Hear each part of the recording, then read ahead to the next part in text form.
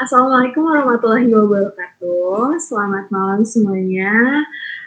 Kami dari kelompok 7 akan mempresentasikan tugas besar mata kuliah Sistem Basis Data dengan judul Sistem Database Perpustakaan Sederhana. Di dalam presentasi ini terdapat 4 teman saya, yaitu yang bernama Sari Urip Lestari, ada Muhammad Fadli Setiawan, dan ada Nina Solehati, dan saya sendiri Syarulita Melsaritri. Pada presentasi ini kami akan menjelaskan perencanaan sistem HRD, struktur tabel, serta implementasi database menggunakan MySQL. Dan selanjutnya akan dijelaskan oleh teman saya, yaitu Nina. Oke, terima kasih Sherly. Baik, slide ini saya akan menjelaskan tentang analisis permasalahan. Sebelum menggunakan sistem database, pengelolaan data perpustakaan masih dilakukan secara manual dan belum terintegrasi. Hal ini menyebabkan terjadinya kesalahan pencatatan, inkonsistensi data, serta kesulitan dalam mengetahui status peminjaman buku. Oleh karena itu, diperlukan sistem database berbasis MySQL untuk mengelola data perpustakaan secara terstruktur, meningkatkan keakuratan data, serta mempermudah proses pencarian dan pelaporan. Selanjutnya ada tujuan analisis. Tujuan analisis yaitu mengelola data anggota, buku, kategori staf, dan peminjaman. Selanjutnya ada memastikan data konsisten melalui relasi antar tabel. Yang ketiga ada mempermudah proses pencarian dan pelaporan data. Selanjutnya ada meningkatkan efisiensi dan keakuratan pengelolaan perpustakaan. Slide selanjutnya ada kebutuhan non-fungsional. Keakuratannya menjamin konsistensi data atau relasi primary dan foreign key. Keamanannya ada penyimpanan terpusat dalam database untuk mencegah kehilangan data. Kinerjanya pemrosesan input dan query data yang cepat. Usability-nya, struktur tabel dan penamaan atribut yang mudah dipahami. Reliabilitasnya, sistem mampu menangani kesalahan input atau validasi data. Penggunaan sistemnya untuk staf perpustakaan, mengelola data anggota, mengelola data buku dan kategori, mencatat transaksi peminjaman dan pengembalian. Untuk anggota perpustakaan, melakukan peminjaman buku dan mengembalikan buku. Baik, slide selanjutnya. Selanjutnya ada alur skenario penggunaan. Pendaftaran anggota. Staf memasukkan data anggota ke dalam sistem. Sistem menyimpan data anggota dengan ID anggota yang dihasilkan secara otomatis. Pengelolaan data buku. Staf menambahkan data kategori buku. Staf menambahkan data buku dan mengaitkan dengan kategori tertentu. Proses peminjaman buku. Anggota meminjam buku kepada staf. Staf mencatat transaksi peminjaman ke dalam sistem. Sistem menyimpan data peminjaman dengan status dipinjam. Yang terakhir ada proses pengembalian buku. Anggota mengembalikan buku, staf memperbarui tanggal pengembalian, sistem mengubah status peminjaman menjadi dikembalikan. Baik, slide selanjutnya akan disampaikan oleh teman saya, Sherlita. Oke, terima kasih Nina. Selanjutnya yaitu HRD, yaitu entitas relationship diagram, yang dimana HRD ini dapat membantu menggambarkan hubungan antar entitas secara visual dan terstruktur. Dalam entitas ini terdiri dari anggota, ada entitas anggota, buku, kategori, staf, dan peminjaman. Lalu ada juga penjelasan relasi yang dimana entitas anggota memiliki relasi peminjaman yang dimana itu one to many. Ada satu anggota dapat melakukan banyak peminjaman. Lalu ada entitas staff yang memiliki relasi peminjaman one to many juga, dan itu penjelasannya seperti satu staff bisa melayani banyak transaksi peminjaman. Lalu ada entitas buku yang memiliki relasi peminjaman, di mana one to many juga, itu satu buku dapat dipinjam berkali-kali. Dan entitas yang terakhir yaitu kategori, di mana memiliki relasi dengan buku one to many. Jadi ada satu kategori memiliki banyak buku. Yaitu ada gambaran HRD-nya, yang dimana di sini ada entitas anggota yang memiliki beberapa atribut, yang di dalamnya ada atribut ID anggota, nama, alamat, tanggal bergabung, nomor handphone, dan email. Lalu anggota ini melakukan peminjaman, memiliki relasi, yaitu anggota melakukan peminjaman. Di dalam peminjaman pun ada atribut, di mana ada ID peminjaman, tanggal peminjaman, status pembalian, dan tanggal pengembalian. Seperti itu. Yang selanjutnya ada gambaran pengerjaan entitas kategori.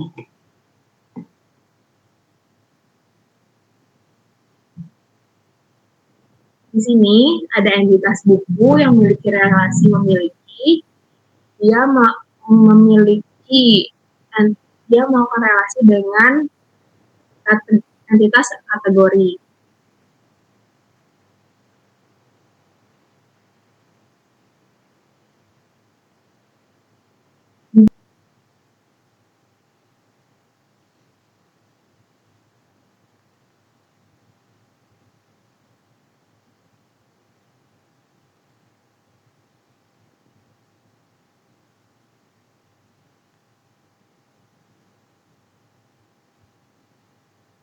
Nah, di dalam entitas kategori memiliki atribut, yaitu ada ID kategori,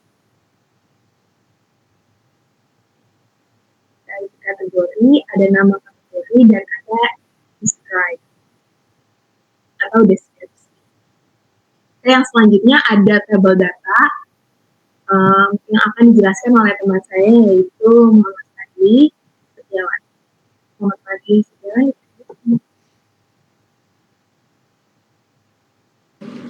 Oke, baik, Shirley, terima kasih. Melanjutkan dari tabel sebelumnya, yaitu di sini membahas dengan tabel database, yaitu daftarnya terdiri dari tabel anggota, tabel buku, tabel kategori, tabel staff, tabel peminjaman. Dan di sini tuh primary and foreign key table-nya, yaitu anggota itu dengan ID underscore anggota atau yang disebut dengan PK, buku, yang buku ini tuh di sini ID underscore buku juga, atau disebut juga PK juga, dan ID underscore kategori disebutnya FK. Kategori yaitu ID underscore kategori atau yang disebut juga PK. Staff yaitu ID underscore staff yang bisa disebut juga PK. Peminjaman ID underscore peminjaman atau PK, dan ID underscore anggota. ID underscore staff, ID underscore buku, atau juga itu semuanya disebut dengan FK. Oke, slide selanjutnya.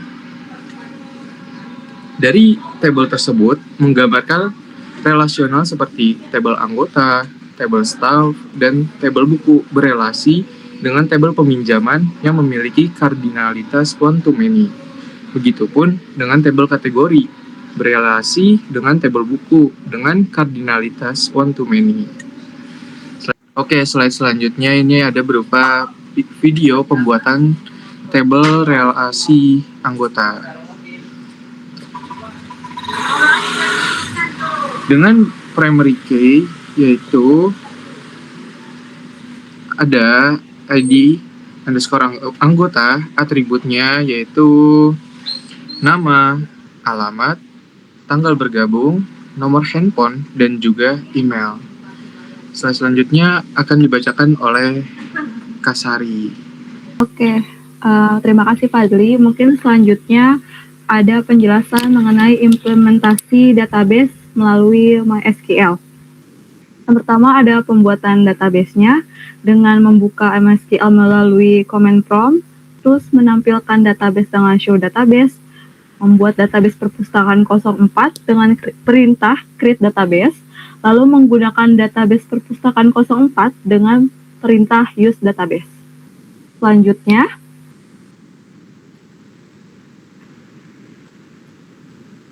ada proses pembuatannya. Pada tahap ini dimulai dengan mengakses MSQL dengan menjalankan command prompt. Setelah berhasil masuk menggunakan perintah show database untuk menampilkan daftar database yang tersedia, lalu membuat database baru dengan perintah create database perpustakaan 04 dan mengaktifkannya dengan perintah use database.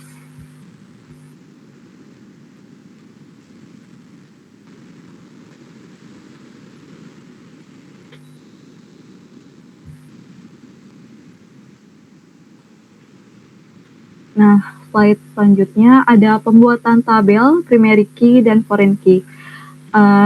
Step by stepnya, yang pertama membuat tabel buku dengan perintah create table, menentukan ID buku sebagai primary key bertipe integer dengan auto increment, lalu menambahkan field judul, pengarang, penerbit, tahun terbit, dan stok sesuai dengan tipe data, lalu menetapkan ID kategori sebagai foreign key yang mengacu pada tabel kategori, yaitu ID kategori yang telah dibuat sebelumnya. Slide selanjutnya ada pembuatan tabel, primary key, dan foreign key. Pada tahap ini yaitu pembuatan create table untuk setiap entitasnya dengan perintah create table. Di video ini membuat tabel kategori dengan atribut-atributnya, yaitu ada ID kategori sebagai primary key, lalu ada nama kategori dengan bertipe varchar, dan ada deskripsi bertipe teks.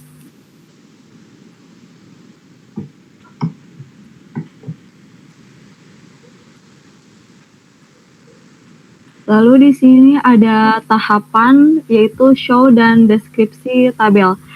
Kegunaannya itu mengecek seluruh tabel dengan perintah show table dan melihat seluruh tabel menggunakan perintah desc nama tabel. Slide selanjutnya. Nah, jika semua tabel yang dibutuhkan sudah dibuat, maka tahap selanjutnya adalah menginput data, yaitu dengan memasukkan data ke setiap tabel menggunakan perintah insert into. Pada tabel kategori hanya mengisi field nama dan deskripsinya saja karena ID kategori sudah terisi otomatis oleh auto increment. Yang terakhir ada menampilkan data dengan perintah select from kategori. Selanjutnya, di sini ada tahapan tahapan memasukkan data-data ke dalam tabel-tabel yang telah dibuat tadi dengan perintah insert into.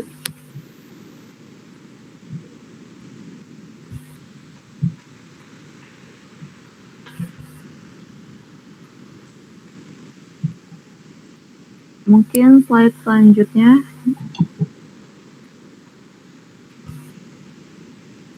Nah, di sini tahapannya berupa select from tabel, yaitu untuk menunjukkan hasil inputan data yang telah kita input di semua tabel.